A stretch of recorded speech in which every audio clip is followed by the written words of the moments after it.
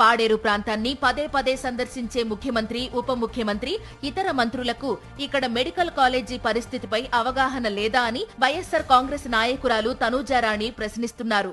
కూటమి ప్రభుత్వం అధికారంలోకి వచ్చిన తర్వాత సంవత్సరంన్నర గడుస్తున్న ఈ రోజుకి కొంతమంది మంత్రులు వచ్చారు, డిప్యూటీ సీఎం గారు వచ్చారు, చీఫ్ మినిస్టర్ గారే మన ఆదివాసీ దినోత్సవం రోజు వచ్చారు.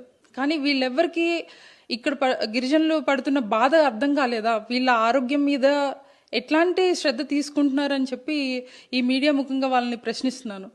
అంటే ఈరోజు డిప్యూటీ చీఫ్ మినిస్టర్ ఆ స్థానంలో ఉన్నప్పుడు దుప్పట్లు పంచడం కానీ, లేకపోతే చెప్పులు పంచడం కానీ, ఇట్లాంటి పనులు కన్నా అత్యవసరంగా ఏదుందో దాన్ని చూసి దానికి సొల్యూషన్ తీసుకొని వస్తే కదా ఆయనకి ఆ పదవికి ఒక అర్థం ఉంటుంది. ఎన్నికల సమయంలో ఓట్ల కోసం చంద్రబాబు నాయుడు చాలా కబుర్లు చెబుతారు.